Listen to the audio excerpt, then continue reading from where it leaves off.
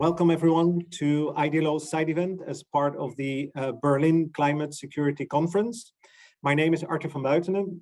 I'm IDLO's Climate Justice Cluster Lead and your moderator for the panel this afternoon. We appreciate your participation in this discussion on justice at the heart of conflict prevention, exploring rule of law responses to climate insecurity risks. And we look forward to a very lively conversation.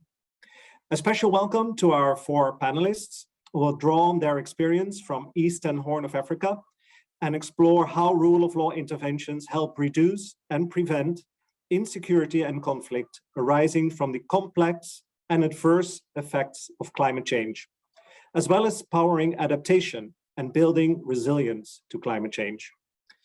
IDLO is the International Development Law Organization, the only intergovernmental organization with a global mandate exclusively devoted to promoting rule of law to advance peace and sustainable development.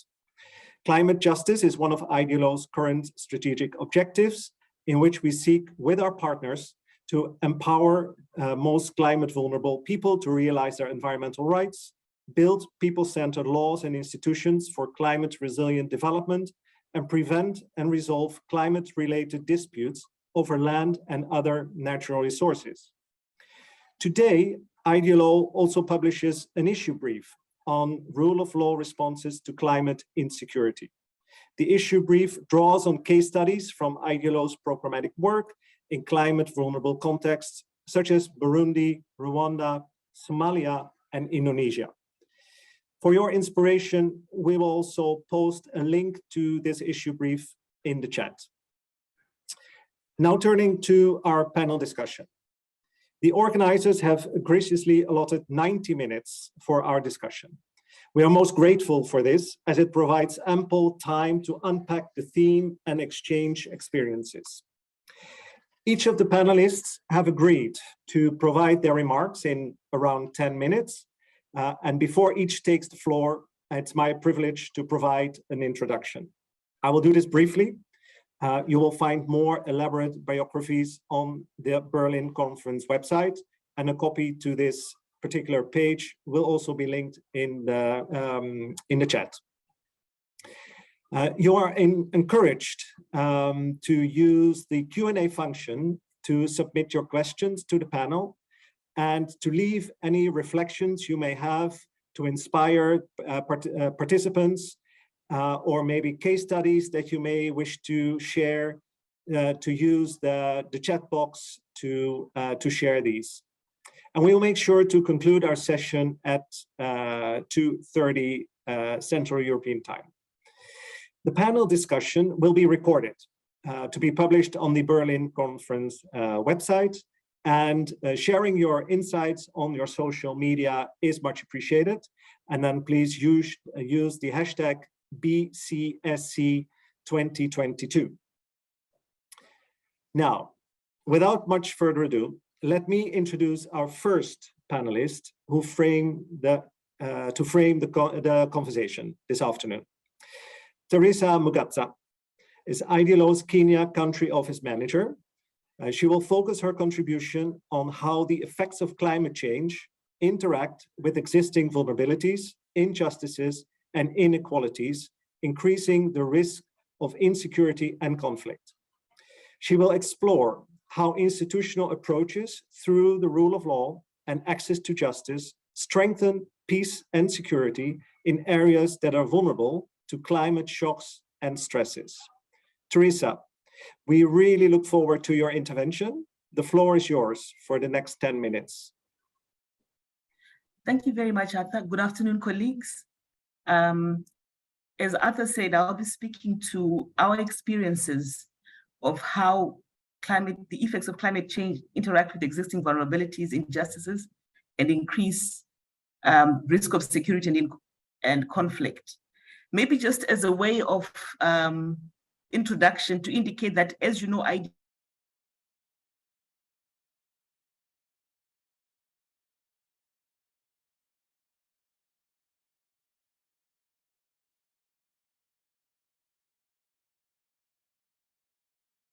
of how climate change can in fact increase insecurity and conflict. As you're all aware, climate change is an emerging and key threat to sustainable development. And unfortunately, our experience is that it's disproportionately affecting the already most vulnerable. One of the manifestations of climate change has been persistent drought and flooding in the context of East Africa, where most of us, I think, are based. And these phenomena have affected women, girls, pastoralists, and communities in the arid and semi-arid areas. These phenomena, unfortunately, have come against a background of already existing inequality and vulnerability.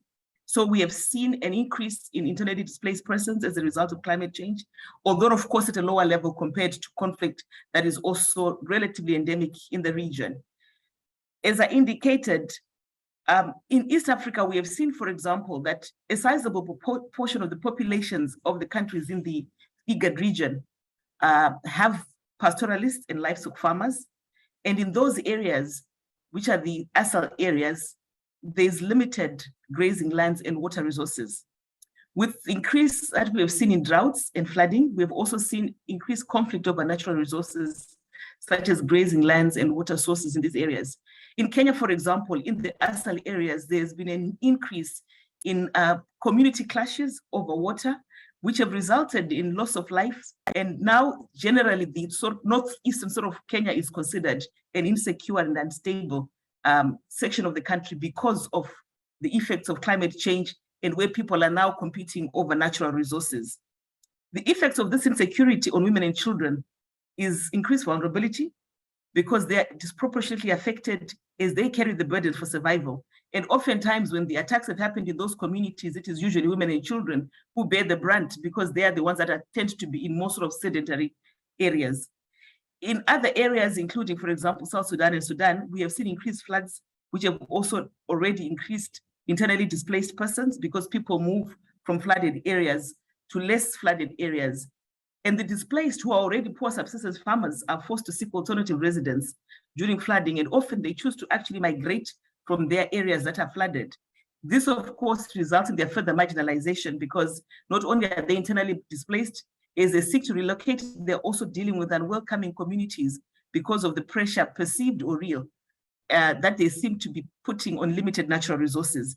And again, this compounds as it were injustices against not only the migratory persons, but even the vulnerable groups within the context of the migratory communities. So in this instance, you're looking at women, you're looking at the elderly, but you're also looking at the youth who have no opportunities for economic activity.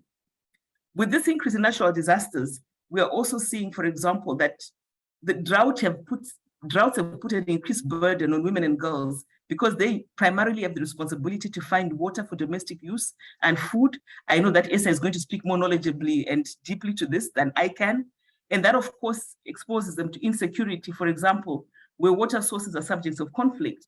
I think we saw this a couple of months ago, again in the ASAL areas in Kenya, where women were beginning to become victims of all forms of violence in their quest to find water. This affects their opportunities for engagement in gainful productive activity because you're not only seeking to keep safe, but you're also trying to be constantly on the move to move away from the conflict as it happens, which makes women more vulnerable to poverty and exclusion. And where land is communally owned and natural resources are shared, as in the case in pastoralist communities, but also even in subsistence farmer communities, the inequalities are exacerbated by exclusion from decision-making of youth, of women, and of girls. And the distribution and use of natural resources is something that is decided outside of them, never mind that they're also core consumers and contributors. So women are not involved in or represented in local land governance structures where decisions affecting communities are made. I think another key challenge we've seen is environmental degradation as a result of economic activities, particularly extractive industries, which has resulted in loss of lands for subsistence farmers at best, and at worst, environmental degradation that affects water sources and toxification of the environments, making it unsuitable for habitation. Again, this puts pressure on communities to be constantly migrating or looking for water sources. So it is against this background that I think it's important for the vulnerable to be able to access justice, to protect their rights even in difficult circumstances, as vulnerable communities are often left with limited sources or no sources of livelihoods as a result of these conflicts.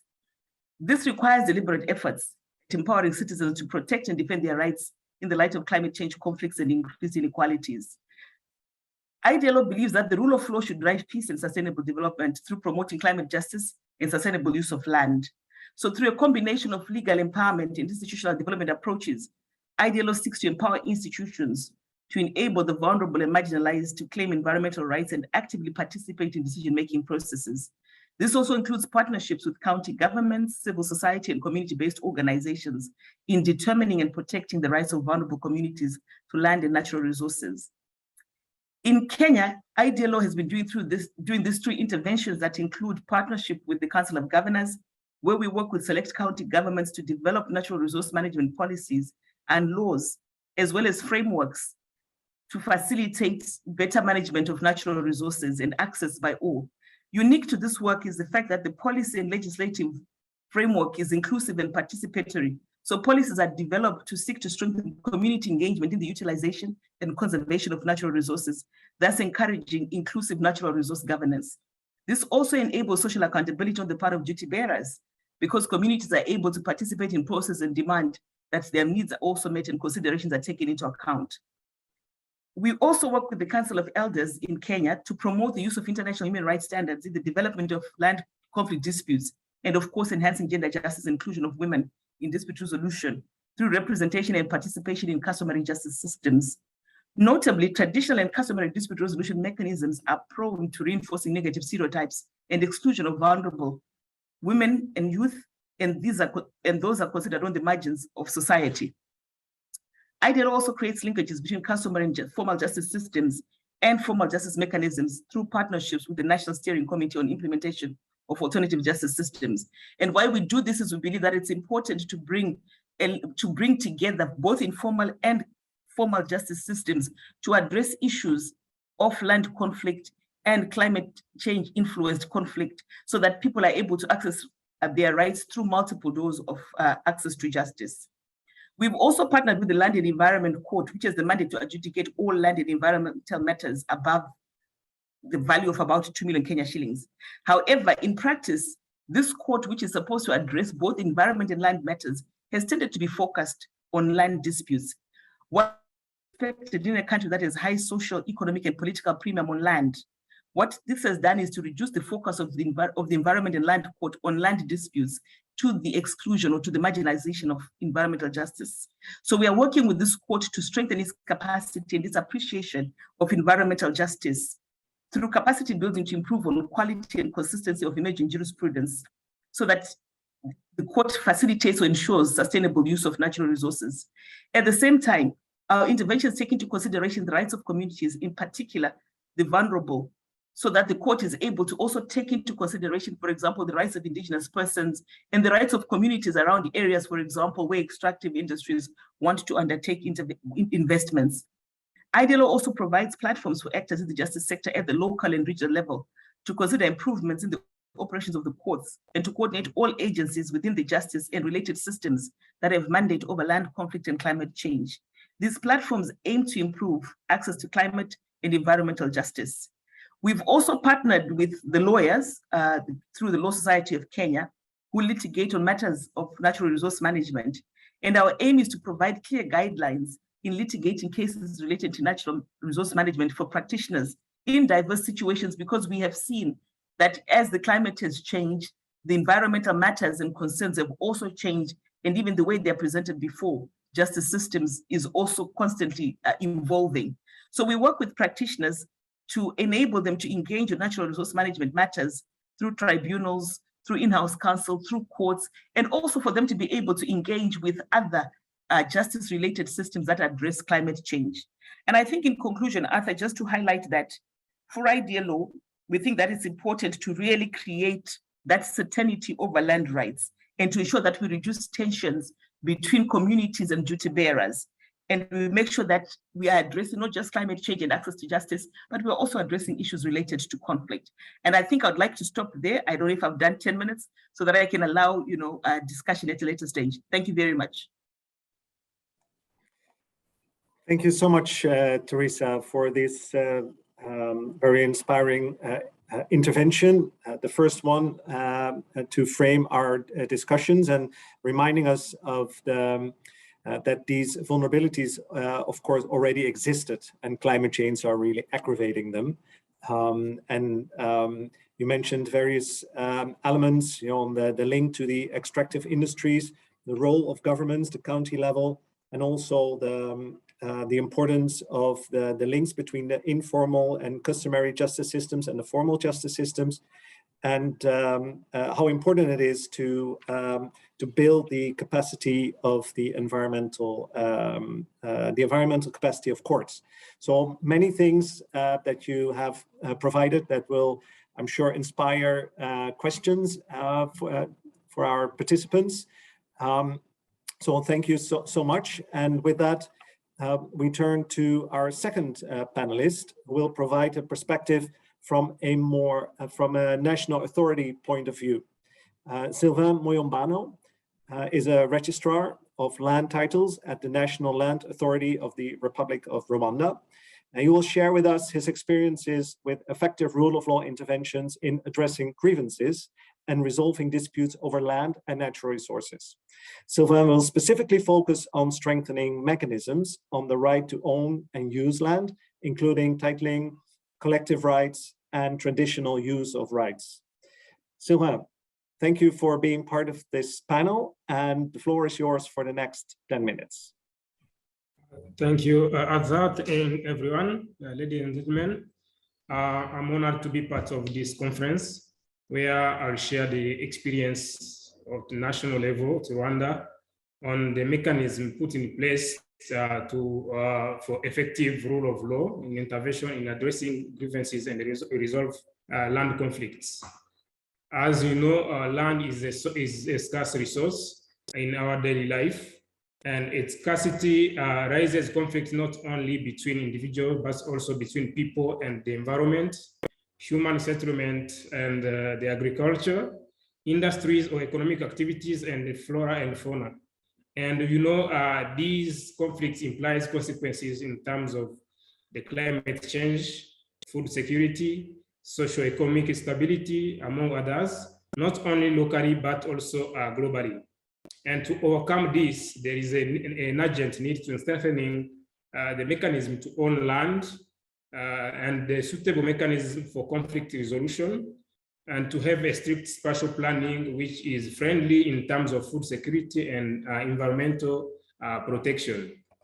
For the case of Rwanda, before 2004, which I may say that it's the first land policy we had in Rwanda, we had different issues that the country needed to sort out or to solve, among which we had occupancy right, where we had people which were in Rwanda before 1994, before the genocide against the Tutsi, and other who came back after 1994 and came to need the settlement and, of course, land where they can settle in the daily life. We have also few scattered regulations here and there, depending on the domain. Agriculture, the Ministry of Agriculture had its own regulation. The Ministry of Infrastructure had their own regulations, and here and there. And of course, the Ministry of Environment for the settlement had their own regulations, which means the different regulations were scattered and were sometimes overlapping in their daily activities. Of course, we had also the lack of reliable land information system that could guarantee the security of tenure for the local population. And of course, it brings in, of course, the lack of access to land information.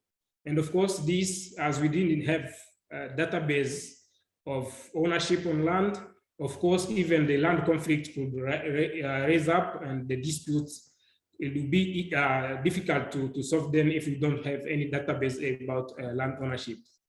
It's in that regard that the government of Rwanda has recognized land as a key priority for economic development and poverty reduction, and initiated the land reform since 2004. The land reform came in through the land policy of 2004, which focused on putting in place a legal framework for land management and land administration, and setting up a land institution framework. of course, it has also the mandate to registering all the land parcels countrywide to strengthen the security of land tenure, of course, and to set up a rational land use through the National Land Use Plan and district planning. Of course, by this, we have four more major components of the land reform. First one is the land to be registered. So it's mandatory to register the land. And in 2005, we put in place a land law, the first land law ever.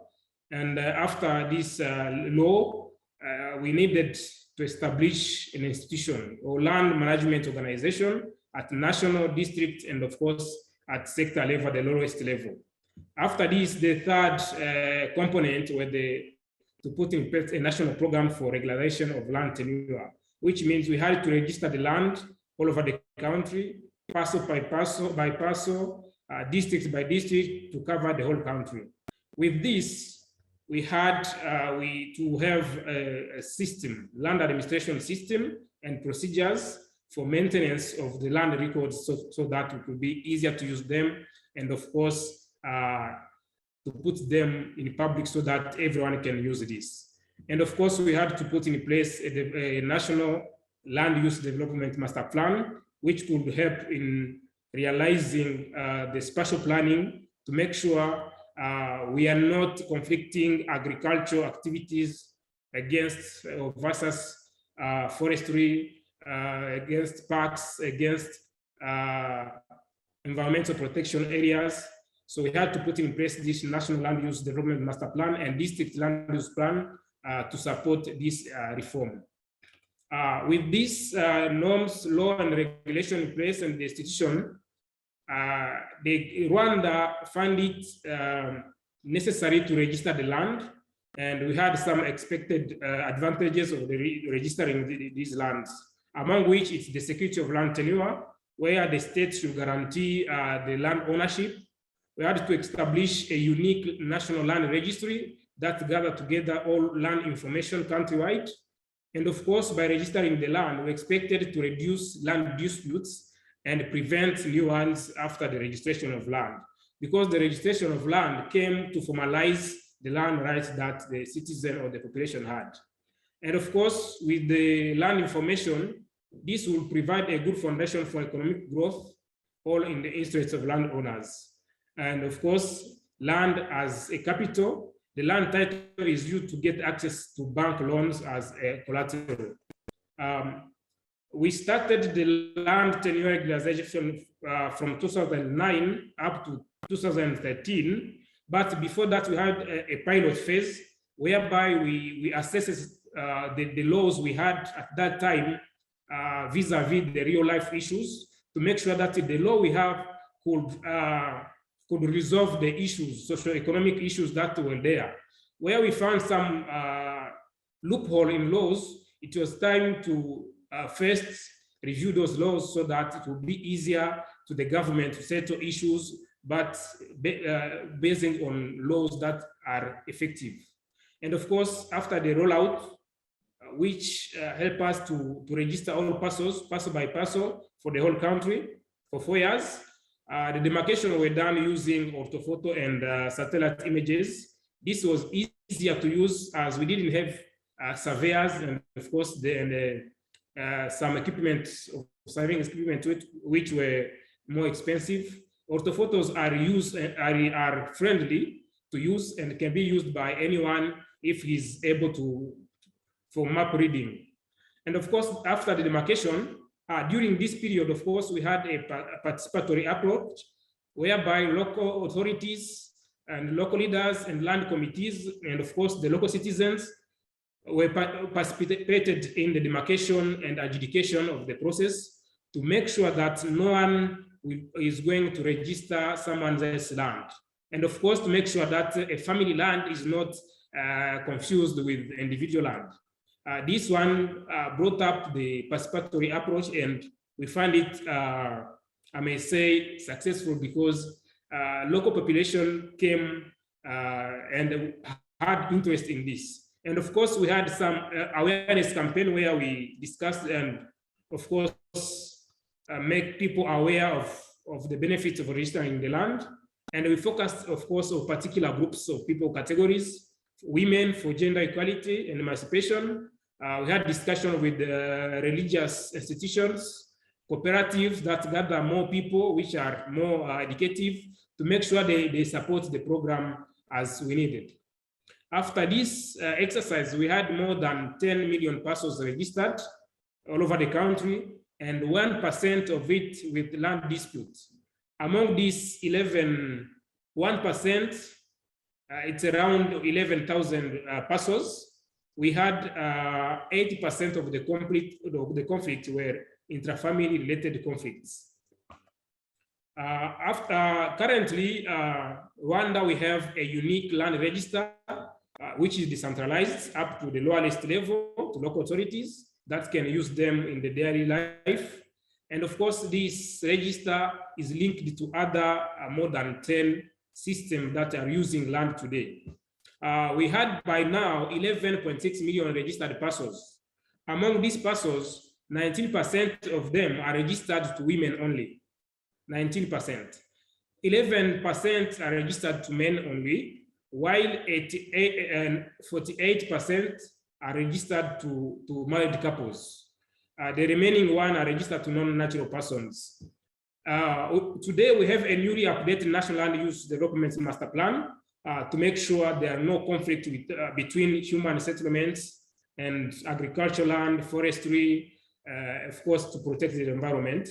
We have also, we are updating now the district land use plan to implement the National Land Use Development Master Plan by today. To support this and to make it sustainable, today, as a result of the land registration or land reform, we have universities that are teaching land management, land surveying, and property valuation studies to make sure this is sustainable for the future generations. We have also Forum of Land Surveyors and the Institute of Property Valuers to make sure we are working on land registration professionally, of course. We have also public and private land notaries around the country. By now, as the result of registering the land, we have around 450 million US dollars as value of a registered mortgage around the country in the citizen, of course. All this to make sure that the land is used reasonably and sustainably for the socioeconomic growth, for food security and environmental protection, and of course to prevent land conflict countrywide. And currently we have some projects we are working on, among which we have a paperless land registration. We are going to start with the e-title. This is to make sure that the service delivery is quick and friendly to our clients. And of course, we are planning also to have all services to be applied online using digital platforms. And of course, to digitalize also the notary services.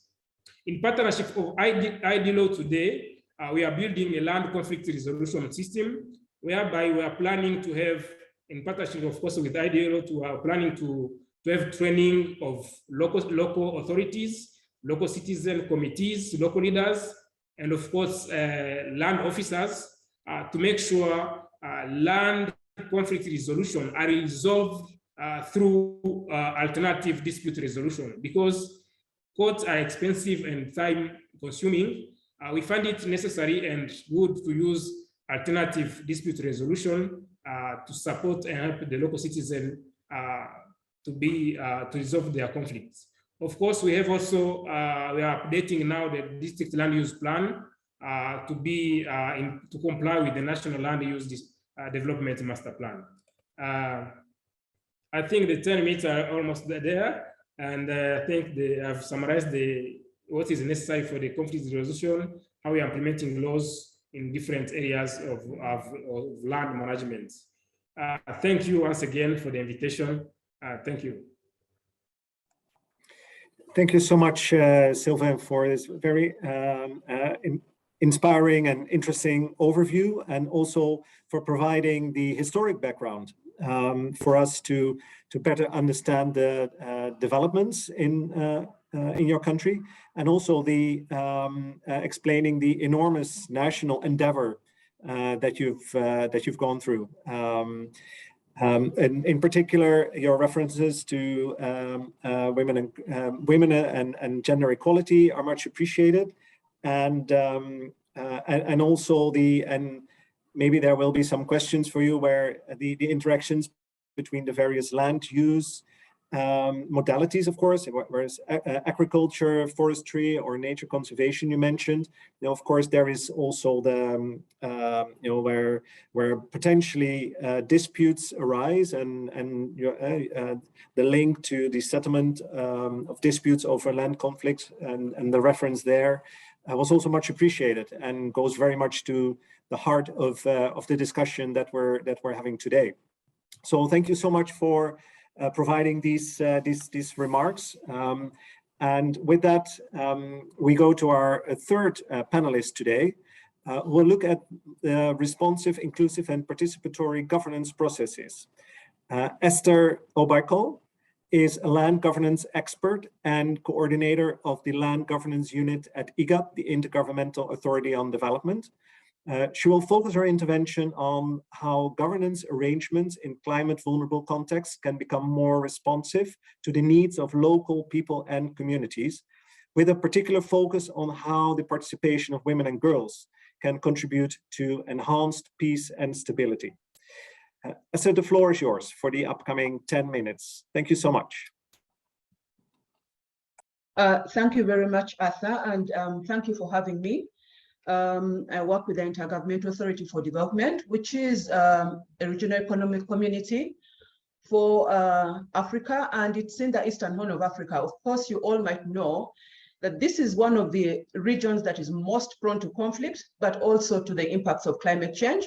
Although we are not the creators of the problem, we tend to think so, but the impacts are really affecting us adversely. Right now, we're experiencing heavy drought that is affecting most of Somalia, northern Kenya, and it's really, really dire. So the topic for today is really timely. So when we consider institutions, and I'm going to speak from practice, from my experiences so far. So if I leave out some points, please put them in the chat. We commenced to work at first as IGAD, we work mostly with the capitals. So most of our work will be with the main ministries, and that is mainly around policy and law reform, or improving strategy and things like that, but then we're not seeing real change on the ground. So we're not reaching the people with the changes that we were pushing for. So very beautiful regional frameworks, very beautiful ideas that are endorsed by our member states. But when then it came to action on the ground, what have we done? When you look back for 5 years, what have you really done? Then you stop seeing those changes happen. And so in 2020, we decided to change approach and go to community and work particularly in cross-border areas that are far from the capitals, one, but also that experience the effects of climate change more, as well as conflict. So we work in the Somali cluster. All of you would know the Al-Shabaab issues. That's a very Al-Shabaab prone area, but also an area that is suffering from the impacts of climate change. So I'm going to give an experiential talk on this.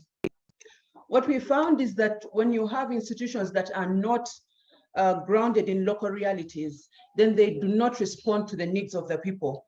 We found that it is important to institutionalize at local level, participatory and inclusive planning, particularly to ensure that institutions can address the concerns of the people, realize very quickly the vulnerabilities that are happening and adapt to that in their planning processes, build consensus on the best ways to respond to the issues and the emerging challenges. We've also found that if you apply these approaches, then it provides room for collective action and you have more people-centered governance take root and changes happen in reality. We've started to see, for example, in Mandera County, that it's getting green amidst desertification. Why? Because the community is involved. So you find women doing the watering of the trees 2 times a day, but this is anchored in the local government programming to provide the funding to do that. So we've seen those changes happen. Second, it's important to have flexible and easy to access local level funds. that the local communities or the administration is not relying or waiting for releases from the central government. And also this flexibility ensures that there is reduced bureaucracy, because response must be done quickly and fast to save lives.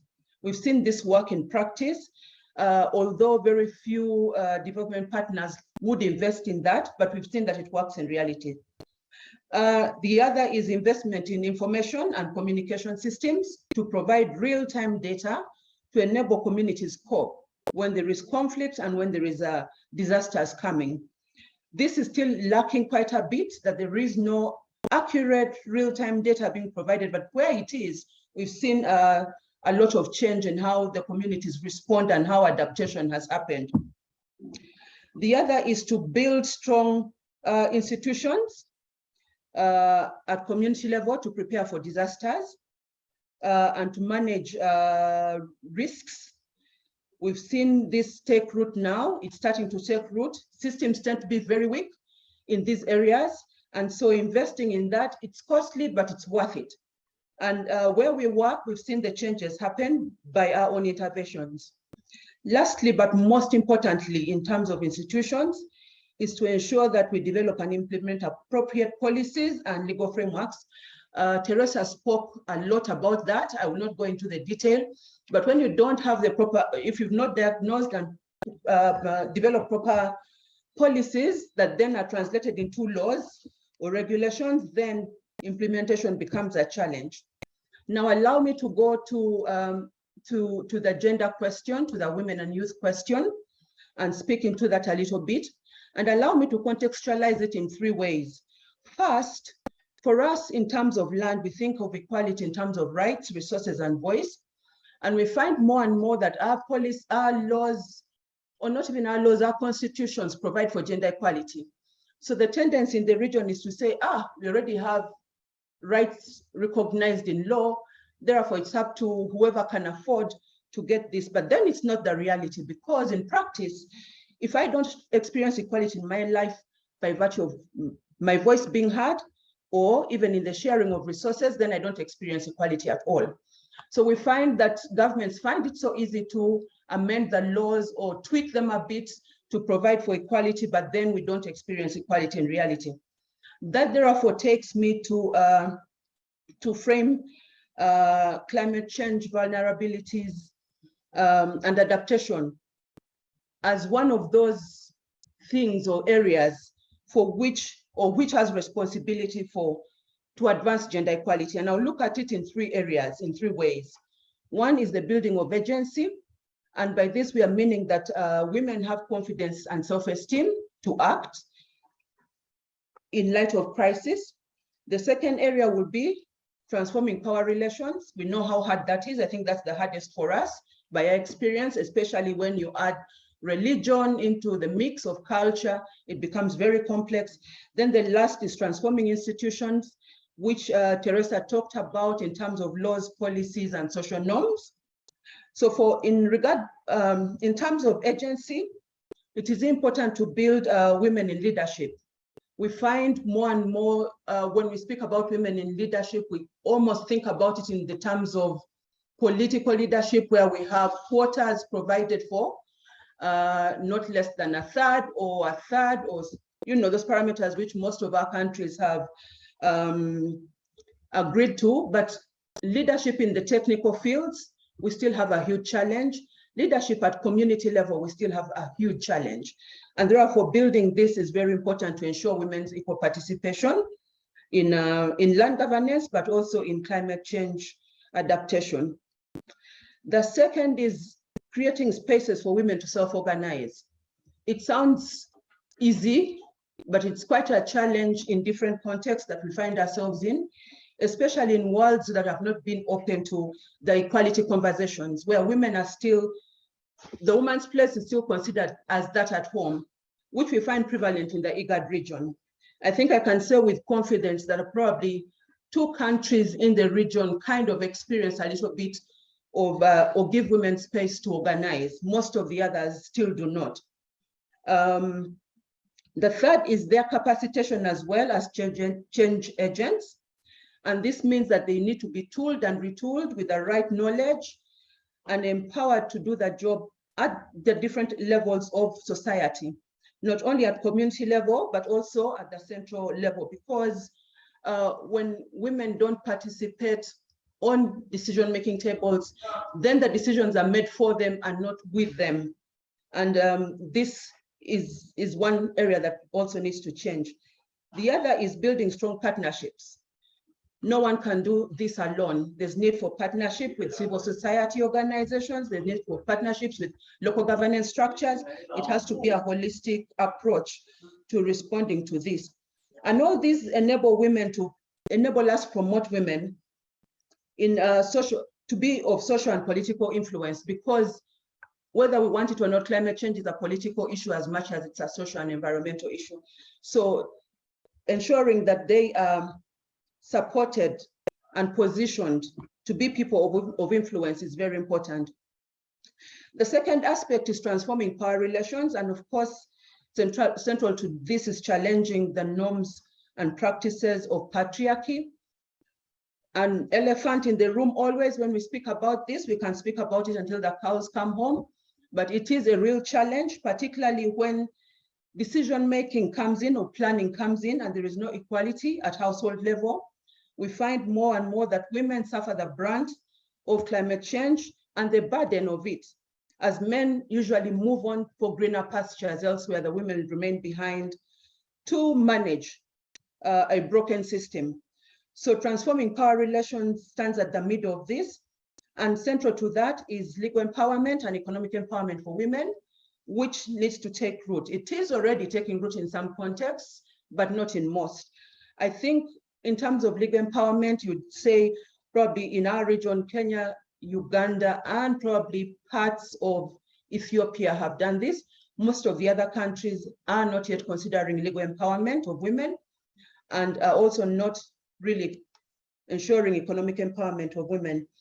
The reason this is important is because much as land remains available and they can participate by purchase, the points of exclusion usually are in the other legal frameworks, such as the marriage and divorce laws or the succession and inheritance laws.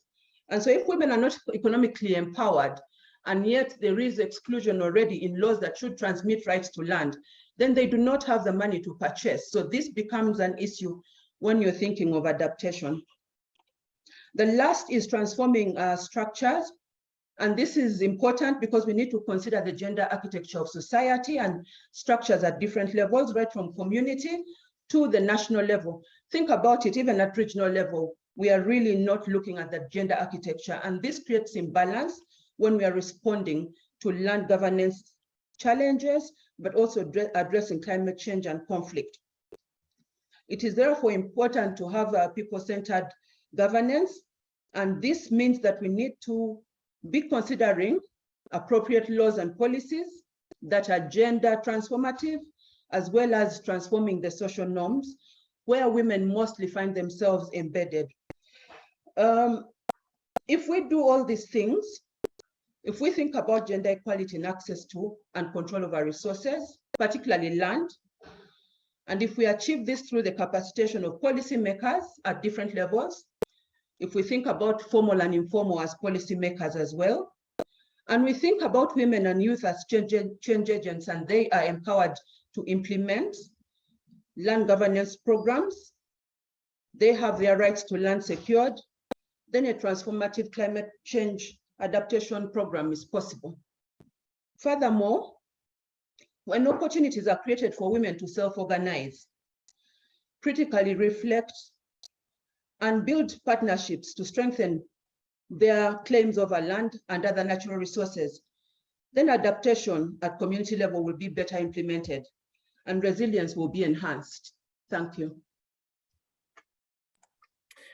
Thank you so much, Esther, for this intervention and reminding us of how difficult it is for laws and reforms to reach the people that they're purposed for. But then again, also thank you for providing the very entry points for change and also for building agency of women and girls. It's so crucial. And finally, one point that really resonated with me was your reference to legal empowerment and how it links to climate adaptation, a very important point, and that cannot be stressed enough. So lots of things to discuss further in the Q&A or here at the panel. So thank you so much for providing these entry points. With that, I would like to introduce our fourth panelist, who focuses on the role of civil society and younger generations. Emmanuel Wakana is the Executive Director of the Youth Empowerment and Leadership Initiative in Burundi. He shares with us his experiences on the role that civil society, and in particular,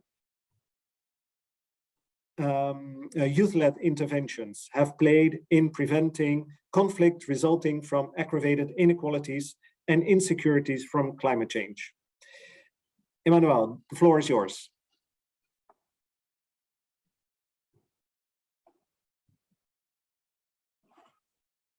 Emmanuel was going out of the meeting for a short while. I'm gonna make him reconnect. Maybe we can proceed in the meantime.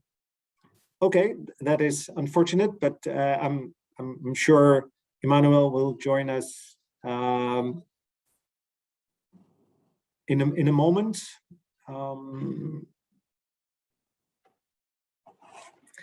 Meanwhile, we have a question for Esther coming in. So maybe we can make good use of the time and provide a moment for Emmanuel to reconnect.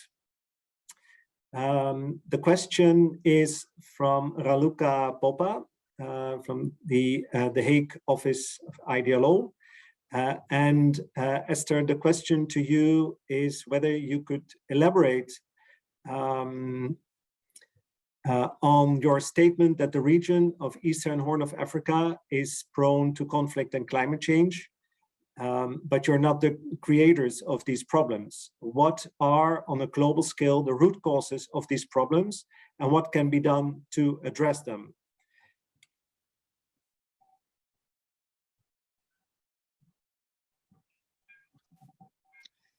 Thank you for the question. Allow me to be a bit cautious with saying certain things.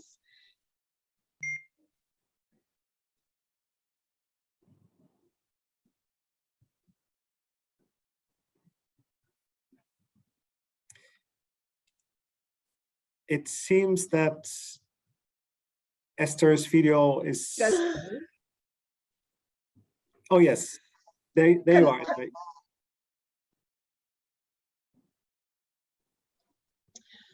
We know that climate change is a global problem that for most of us in the global south, we produce very little to damage the environment. Yeah. And we are facing the brunt of it because some nations are not taking responsibility for their actions. And so in that regard, we are not entirely responsible for what is going on and why they're suffering. I would say the same for conflict. We know where the trade in arms comes from. We don't make no gun. And we know that the fueling of conflict, the underlying reasons or causes, root causes are never addressed. We gloss over them. But this is real for some regions, especially countries with resources. We know that the battle is real, and there is no global interest to resolve these conflicts because of the interests behind the conflicts. And so this region ends up facing a lot of, is conflict prone, and we face the vagaries of climate change as well. but allow me not to speak into these because they are very political matters that that are challenging to speak about in forums like this, if I may. Thank you. Of course, we fully respect that, and thank you so much for providing an answer and taking the floor. We really appreciate your openness and transparency in these matters as well. So thank you so much. And in the meanwhile, I see that Emmanuel has joined us. If I'm correct, yes, there you are, Emmanuel. So glad to have you with us again, and we're able to reconnect. I was introducing your intervention by saying that you're the Executive Director of the Youth Empowerment and Leadership Initiative in Burundi, and that you will share with us your experiences on the role that civil society, and in particular youth-led interventions, have played in preventing conflict resulting from aggravated inequalities and insecurities from climate change. So Emmanuel, with that, the floor is yours for the upcoming 10 minutes.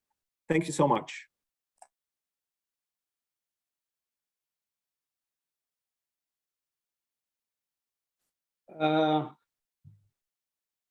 Thank you for the opportunity provided to be here today. So I will be speaking on the role of civil society, and in particular, youth-led intervention have played in preventing conflict resulting from aggravated inequality and insecurity from climate change. So my name is Emmanuel Wakana. As you said, I'm from Youth Empowerment and the Leadership Initiative.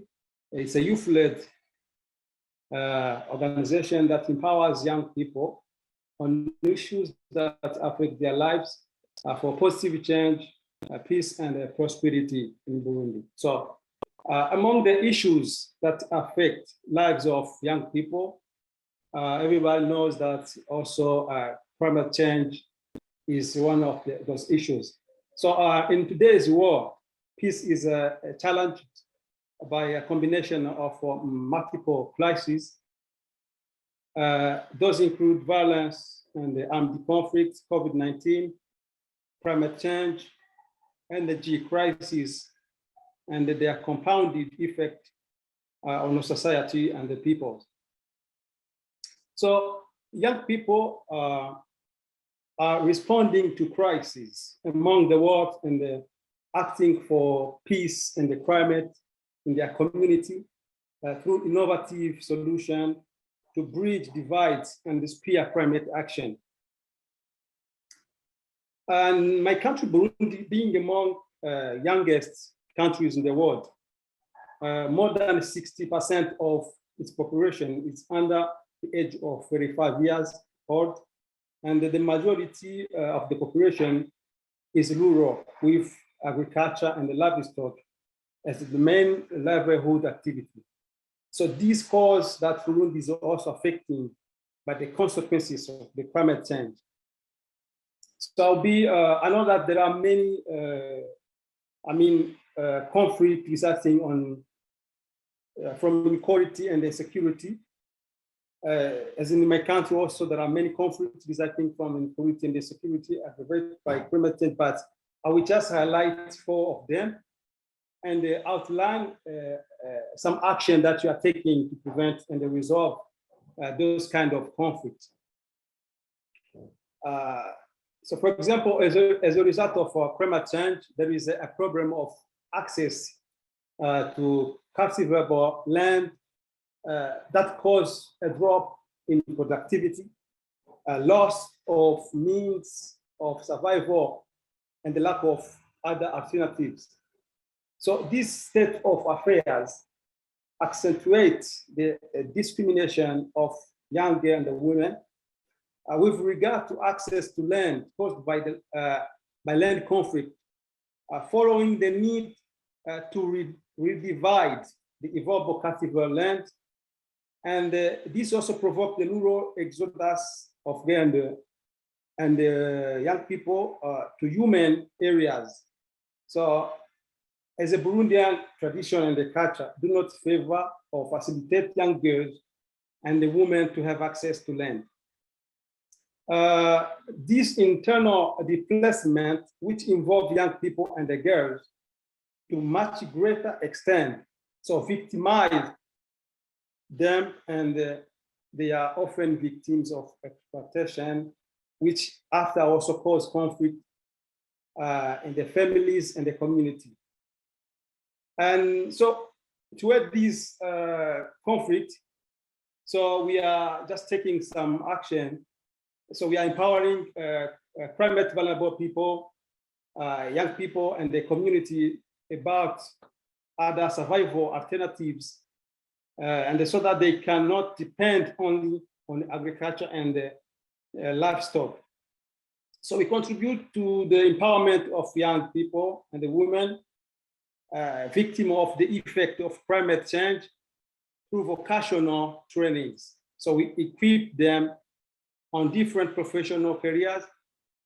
We coach them and help them to get micro loans so that they can implement income generating activities.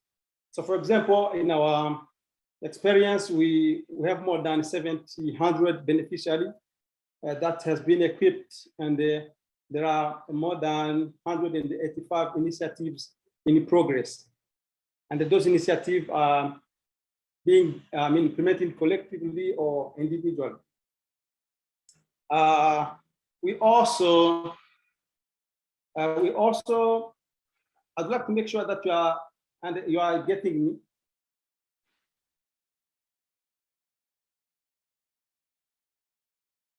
Are you getting me? Yes. Okay, right. Please go ahead. Okay, so we are also in the progress of setting up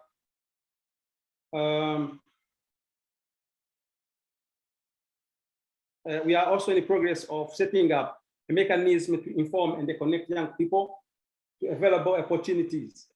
So we have noticed that despite the opportunities and the initiative already available in the country, many young Burundians have limited access to information. So they are not sufficiently equipped and accompanied to benefit from the available opportunities and the programs. So hence the need to coach and orient them toward the opportunities available at local and national level. So we also, to this end, face-to-face virtual information and the coaching mechanism will be put in place. So we have also implemented an initiative to start community club in different communities. In this initiative, we provide safe and a friendly space for children and young adolescents to be informed and exchange knowledge and experience to climate action and the peace building.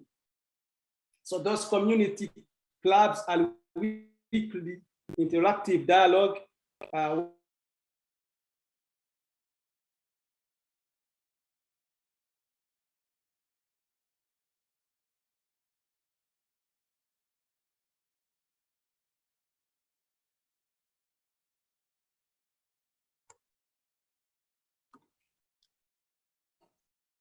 It seems that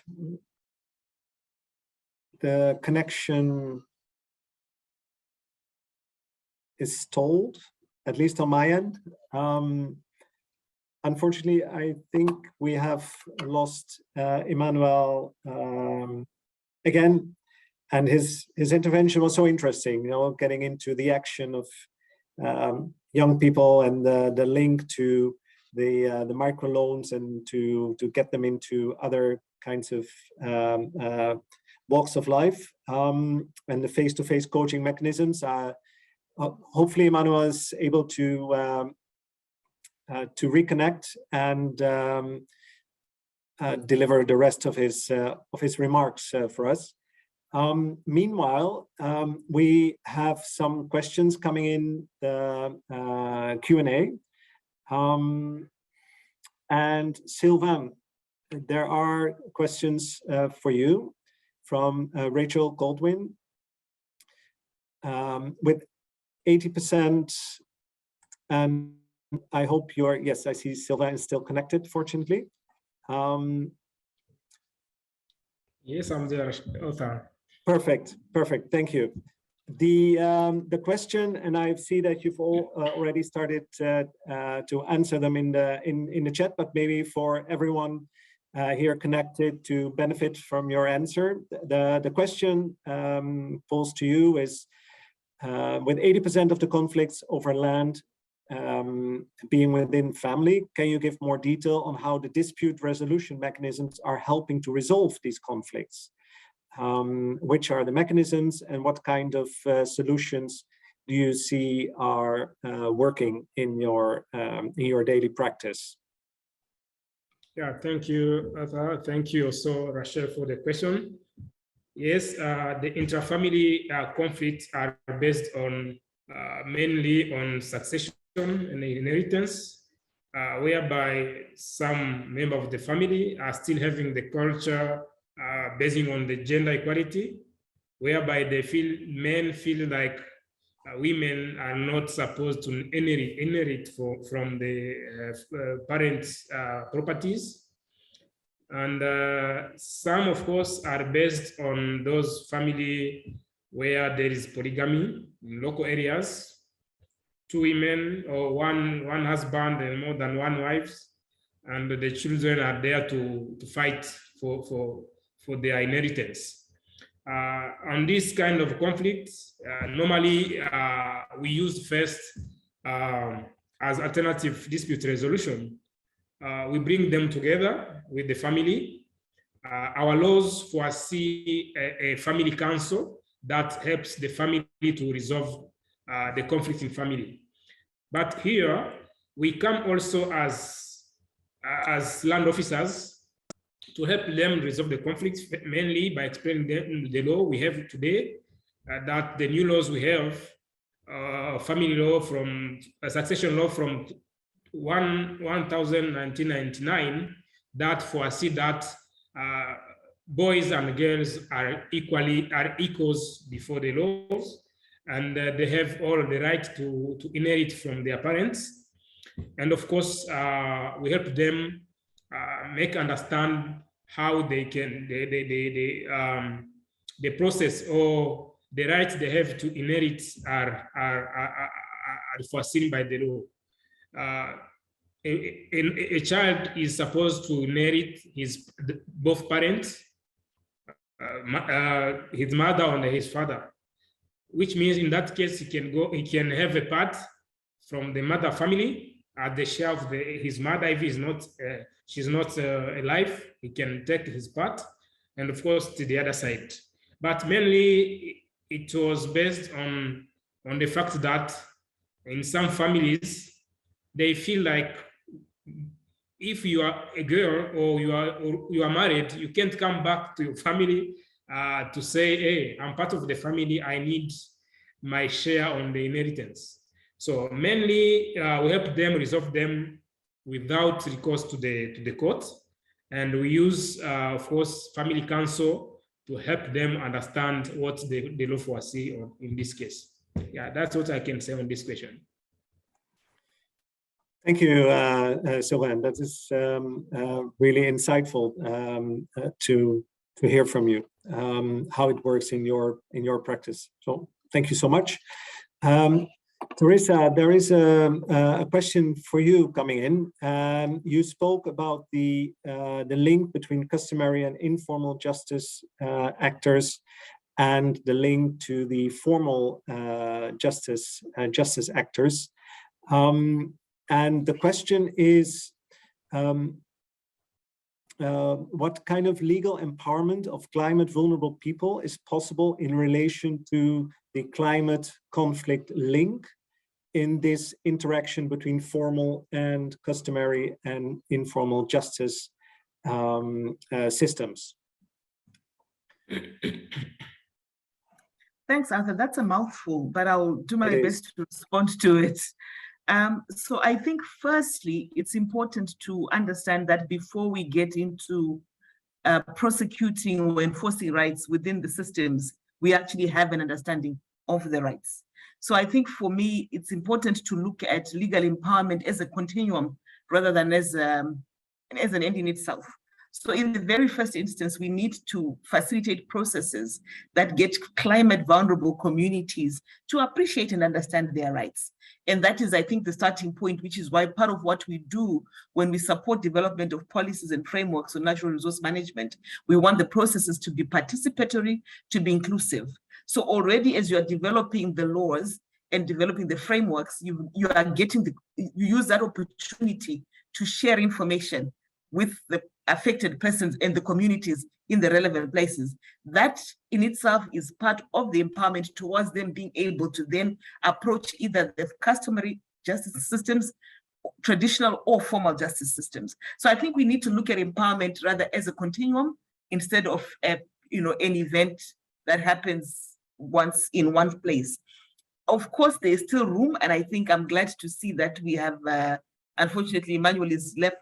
There's also room, I think, for civil society to really play a key role in beginning to raise awareness on legal rights, on environmental rights for communities most at risk, for indigenous communities, so that we begin to start the conversation, in my view, from a perspective that's not top down in terms of we need you to enforce rights, but to start a conversation in terms of what are the rights and what do they mean for communities and how best can they be protected even before we go to enforcement in terms of platforms for redress and dispute resolution. I hope that answers. Thank you. Thank you, Teresa. We might have a follow-up question coming in, but at this stage, I think you provided a very clear understanding of how you see the links and how this should work between the customary and the formal justice systems. Let me just briefly check whether we have Emmanuel back with us, but I don't think he is reconnected yet. Just wanted to make sure. If not, then Esther, you may have seen in the Q&A that there is a question for you from Anne Moisan. I hope I'm pronouncing this correctly.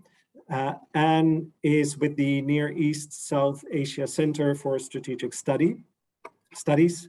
And her question is, goes to your experiences on the change in culture that you referenced in your intervention, and the need, the importance for cultures to change on how women are treated and involved in solutions set to conflict and climate. And Anne is asking whether you can provide any insights in how you work with these cultural changes and any success stories that you can share in this respect. I think one of the most difficult things is cultural change, mindset change, attitude change. And it's a long-term struggle. You have to work on something for years before you make dents. But I'll give my most recent experience from where I sit. From about 2018, we decided, let me say, at the time it was just I decided that all my work will be mainstreamed by gender, irrespective of which level. And so it meant that trying to push that even a meeting at regional level had to be mainstreamed by gender. That created an uproar. And this is from people who are graduates, who hold high-level offices, who still think that there is no space for equality on a discussion table or on a negotiation table. So just getting over that bit from the capitals and them agreeing that, yes, we are going to have our work mainstreamed by gender. And not only that, that we will have a women land rights agenda for the IGAD region that we will implement for the next 10 years. For me, that was a real success story, but it took me 4 years to get to that point. And this is just dealing with highly educated people who work in government, like Sullivan works in government, these kind of people. So we've taken that and tried to work, I spoke about the first pilot project we're doing in a cluster called the Somali cluster. And this is highly a Muslim area, and not to pick on any faith. My faith is worse, I think, in terms of gender equality. But the first shock I got is that you don't even sit in the same space. Just the sitting arrangement is a cultural thing mixed with religion, of course. Women sit at the back and they'll be quiet. Men will sit at the front and are expected to talk. And I would be wondering why. We're talking about agency. So in that regard, by the fact that they're in the room, they're not participating, they're just counting the numbers. So we had to think about how best can we change our work to ensure that we surely get the women to participate in our land governance work, to run their own training sessions, but also to get the men to understand what it is we're trying to do and the change we're trying to create. And it's taken us 2 years to get to the point of getting pointers from the sheikhs and the cadis to say, you know what? One, you need to educate us first, because we're the first that need to get to be the champions for gender equality when it comes to land. Because ordinarily, they would not have rights to land, except as provided for in the Quran. But also we couldn't have that equality conversation at all, because the connotation of equality in their community is very different from the one we know. So we decided to have male champions to influence the other men, to let the women come out to meetings and to be educated on their rights, first and foremost. Two, we also learned that we needed to speak to the women separately from the men, do separate interviews, just have separate spaces to have the conversation. And that has been fruitful for us. But it has also meant changes in how we work, because when you're designing, you're kind of designing a holistic program where you're going to have men and women participating in the same space, getting results almost at the same time and seeing what changes those are in community. We are not there yet.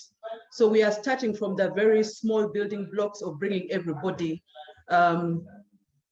to speed with the gender equality conversation. It's not easy. It's 2 years down the road and very little dents. I can't say those are success stories, but there are dents being made.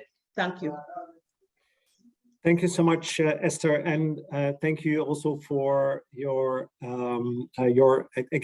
openness and transparency, and in also providing insights in the obstacles that not only you but we all face in our daily realities. And I think it's from these exchanges that we can learn most, and also realize that we're not the only ones meeting these obstacles. So it's really a collective effort to try and overcome them. So thank you so much for this candid response to a very difficult question. I see, Emmanuel, that we have you back again. So wonderful to see you. Although I understand you will keep your camera off, so just to save bandwidth, and hopefully with that we are looking forward to the remainder of your intervention. We were all very excited to hear you speak about the actions and the empowering climate vulnerable people, and the how you work with youth and the face-to-face coaching mechanisms. I think that's where we lost the connection. So if you would be so kind to pick up from there and to continue your intervention, then that would be wonderful. Yeah, absolutely. Thank you very much, and I apologize for the consequences of the internet connection. So I was speaking about the conflict related to water sources. I was saying that in our recent survey on harmful factor of peace and security in our area of intervention, in some areas, young people demonstrated that there are conflicts that result from lack of clean water sources in the community. So as the population increased day by day, seeing that there are few clean water sources, of entire community. So people dispute and the fight to get drinkable clean water and the few water sources that exist. So to add these conflicts, so one of our initiatives that we are implemented is that we have provided a small grant to young people not to rehabilitate water fountain in the community. And through this also we mobilize also community and young people and they sensitize them to engage their peers from the same community to participate in the protection of water sources that are available, and they also participate in the prevention of conflict related to water scarcity. So that's all. I would like to thank everybody for paying attention to my presentation. Thank you. Thank you, Emmanuel. And I hope you'll be able to stay connected for the remainder of the discussion as well. Listening to all four of you, going back to the original theme of our discussion, the justice at the heart of conflict prevention, exploring rule of law responses to climate insecurity risks. So what I hear from you is the various angles in which what is framed as a whole of society approach is so important. You know, whether it is from a women and girls point of view, the institutional approach, a youth approach, what Emmanuel has told us, but also in the way that land registration and land use are addressed, this all-encompassing and getting everyone on board and part of the decision-making is so important. That's what I take away from you. And it would really be great, and I think also for our participants, to hear a bit more on how you see this in a rule of law perspective and how this civic space, if I may frame it as such, can contribute to addressing these insecurity risks that are climate change induced. So who could I give the floor to elaborate a bit on this whole of society approach, the importance of addressing climate insecurities from this perspective, and sharing maybe some good examples that you may have in your daily practice?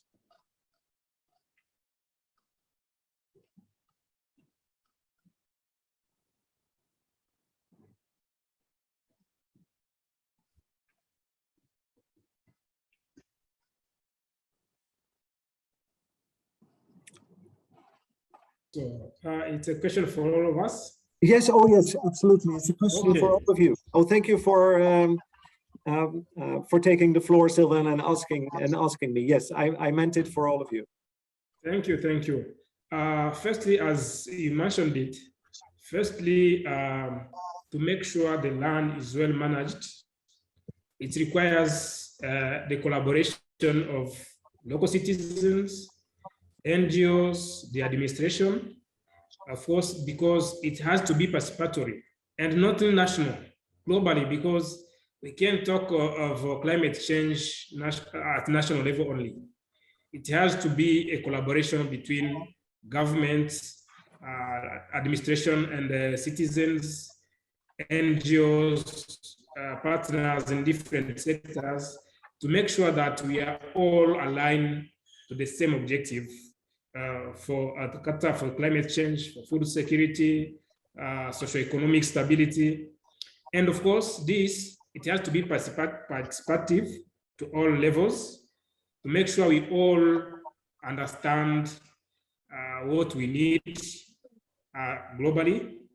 And of course, with this, as we are all in the same page, this has to be supported by laws, by regulations, because if one decides in the morning to not comply with what we convened as a whole, may hinder that unity, that working together, the togetherness of this activity of the sector. It has to be laws to strengthen this. If we need, for instance, we've planned to have climate change mechanism to make sure we don't have environmental issues. It means that we have to put our effort together as sectors. And of course, for the implementation, we shall need that land use plan. That has to be a law, so that if one is not complying with that law, then it brings, he's bringing some problems, not only to his family, but to the whole community and to the whole country or globally. So the laws are very necessary to be there, of course, to strengthen what we convened as partners in the domain. Thank you. Thank you, Sylvain. Teresa, Esther, or Emmanuel, any reflections on this point? If I will, my internet is shaky, but let me just say a few things. Working at regional level, we tend to look at the challenges from a broader perspective than a national one. And one of those is that climate change cuts across boundaries. And at some point, solutions must be those that go across boundaries, that things done in one country affect another country. And so having a regional approach to addressing some of the issues and problems, including land degradation and land use and management and planning, becomes a transnational affair, and therefore meaning that at some point we have to think about regional protocols or frameworks that hold countries accountable to each other to be able to address the climate change and climate security issues holistically. We also know for us from the IGAD region that climate security issues also involve our military or the defense forces from the various countries, including matters of diplomacy. So we take it a bit more seriously in that regard, and are trying to find pathways of addressing it from a protocol perspective, that there's minimum agreement on what countries can do. Of course, the countries can do over and above, but at least let there be minimum standards and areas of convergence built for action. And we hope that once we do this, then we can get domestication at country level through different processes take root. Thank you. Thank you, Esther, and also for adding the regional perspective. That is, of course, also and stressing that regional perspective again, because you also mentioned it in your intervention, of course. I have another question coming in, which is on the link to climate insecurities and food production and food security. Sylvain, you touched on it when you mentioned the various land uses, where there's food production, but also in terms of agriculture, but also conservation, forestry, and where the link is between the climate-induced insecurities and food production. Is that something that a question that resonates with you, where in your daily practice you see these linkages and how the one aggravates the other? And it's a question to all of you. Yeah, yes, of course. When we are talking about food security, environmental protection, those are, the securities come from human activities, of course. If we don't have plan, how to exploit our natural resources, our land, how we can protect forests, parks, and of course, and other sensitive areas as wetland and others, they have a serious impact on the environment and of course on food security. Yes, we've been facing these issues, especially in the eastern region of Rwanda, whereby citizens didn't care about planting trees and destroying forests. It comes to sometimes that we didn't have rain in parts of the country because we are not prevailing this countrywide. And the government introduced the national program for afforestation for the whole region. And the issue we had in that part of the country were resolved by the planting trees and forests around there, which means they have an impact on food security, of course, and on environmental protection. Yeah, thank you. Thank you so much, Sylvain. I would really like to delve in a bit more into the link with food security because it's a very relevant one, of course. But I'm also having a keen eye on the clock, and we promised ourselves until 2:30, which is 3 minutes from now. And I'm really keen to now that we've had 1.5 hours discussion on and exploring, the rule of law responses to climate insecurities. What you take away from these 1.5 hours, having listened to each other, the Q&A. So I would be really keen in the 2 minutes that we have left. So it will need to be short, but to have a key takeaway that you take with you from this discussion.